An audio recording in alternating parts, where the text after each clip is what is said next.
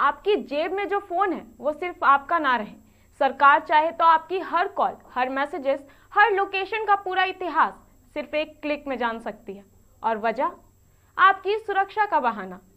नमस्कार, आप देख रहे हैं मिरर मीडिया, मैं हूं अंजलि और आज हम बात करेंगे उस फैसले की जिसने डिजिटल इंडिया को एक पल में डिजिटल शंका यानी डिजिटल शक में बदल दिया।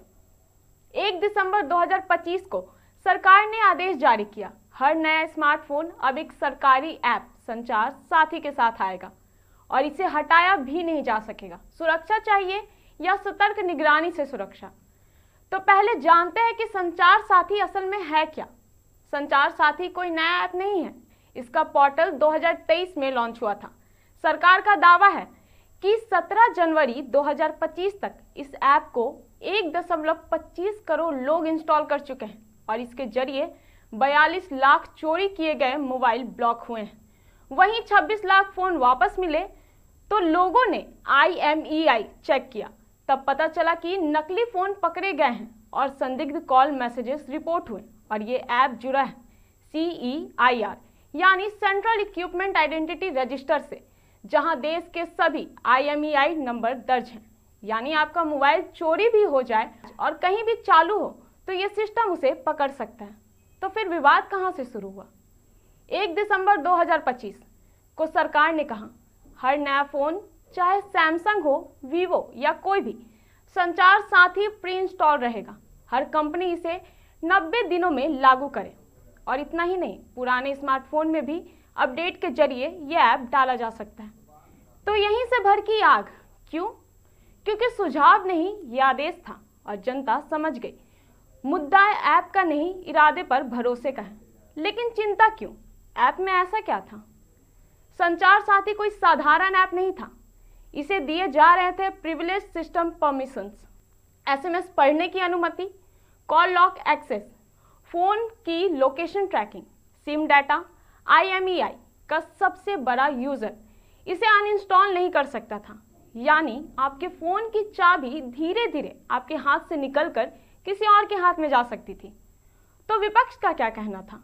इसके बाद राजनीति गर्म हो गई। कांग्रेस के प्रियंका गांधी ने इसे जासूसी ऐप कहा।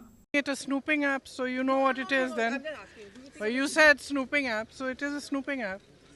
I mean, clearly it's ridiculous. Now, where else do they want to, I mean, citizens have their right to privacy. Even all of you must be having a right to privacy to send your own messages to family, friends, without the government looking at everything.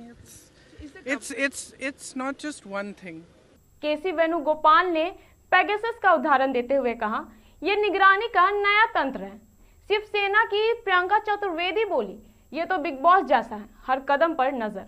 सरकार की तरफ से केंद्रीय मंत्री ज्योतिरादित्य सिंधिया ने कहा, आप चाहे तो ऐप हटा सकते हैं, किसी की निजता का उल्लंघन नहीं होगा।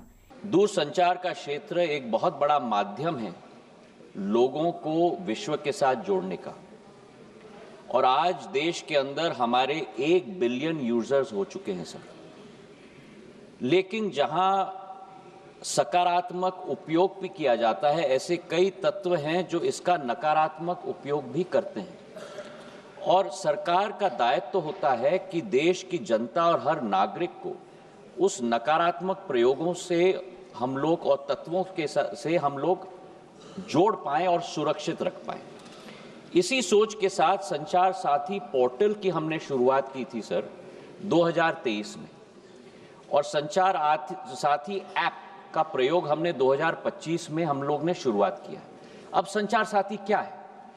संचार साथी एक ऐसा ऐप है जिसके आधार पर, जन भागीदारी के आधार पर, आज देश की एक एक जनता और नागरिक अपने आप को सुरक्षित रख सकता है फ्रॉड से, स्टोलन मोबाइल से, अपने स्टोलन मोबाइल को रिकॉर्ड कर सकता है, रिपोर्ट कर सकता है। और 20 करोड़ हिट सर हमारे पोर्टल पे हुए हैं, करीब 1.5 करोड़ ऐप डाउनलोड हुए।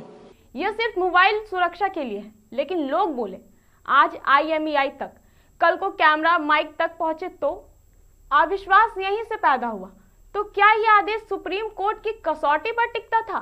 2017 का KS पुट्टस्वामी जजमेंट कहता है, प्राइवेसी एक फंडामेंटल राइट है और सरकार किसी भी दखलंदाजी को तभी उचित ठहरा सकती है जब साफ कानून हो या बेहद जरूरी हो, इसका कम इंट्रूसिव विकल्प ना हो।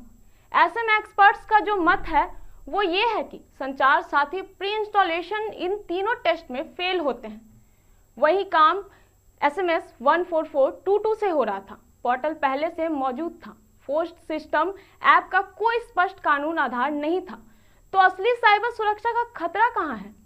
एक ऐप जो हर फोन में हो, हटाया ना जा सके और सिस्टम लेवल एक्सेस रखे, वो सिर्फ ऐप नहीं पूरे देश का अटैक सरफेस बन जाता है। यदि ऐप हैक हुआ या अपडेट चैनल कॉम्प्रोमाइज हुआ या कोई अंदरूनी मिसयूज हुआ तो देश के करोड़ों नागरिक एक साथ खतरे में आ जाएंगे। तो इसे साइबर सिक्योरिटी में ये भी कहते हैं कि सिंगल पॉइंट ऑफ फेलियर, यानी एक्सपर्ट्स का इस पर यह कहना है कि फ्रॉड ऐप से नहीं जागरूकता से रुकता है। स्कैमर्स टेक्नोलॉजी नहीं आपकी भावनाओं को हैक करते हैं। डर, दबाव, बैंक अधिकारी बनकर कॉल, KYC बंद करने की धमकी, इनाम का लालच, OTP चुरा लेना, इसका इलाज ऐप नहीं डिजिटल लिटरेसी है। जब दुनिया ये समझ चुकी है कि फिलीपींस में बिहेवियर ट्रेनिंग, ब्राजील में सेफरनेट, यूरोप में कंपलसरी साइबर लिटरेसी, केन्या में डिजिटल फाइनेंस एजुकेशन और अब भारत में भी वही RBI कहता है कि साइबर मित्रा फ्रॉड का फुल स्टॉप है। जहां फ्रॉड 30% तक कम हुआ है, यानी समाधान शिक्षा है, ऐप नहीं। और हम बात करें कि एप्पल ने इसे विवाद को कैसे पलट दिया, तो एप्पल ने खुलकर कहा कि हम किसी भी सरकार द्वारा थोपे गए अनरिमूवेबल ऐप को आईफोन में नहीं डालेंगे। iOS में सिर्फ वही सिस्टम ऐप होते हैं जो एप्पल प्राइवेसी स्टैंडर्ड्स को पूरी तरह माने। फोर्स्ड गवर्नमेंट ऐप्स अनएक्सपेक्टेबल हैं और एप्पल का विरोध इतना मजबूत था कि कुछ ही दिनों में सरकार ने कहा संचार साथी को प्री इंस्टॉल करने का आदेश वापस ले लिया। तो आप समझ सकते हैं कि अगर कोई पावरफुल कंपनी अपने कस्टमर को लेकर इतना सीरियस हो तो सरकार को भी अपना ऐप वापस लेना पड़ सकता है। सरकारें हमेशा सुरक्षा के नाम पर थोड़ी ज्यादा ताकत लेना चाहती है और नागरिकों को हमेशा थोड़ा ज्यादा सवाल पूछना पड़ता है।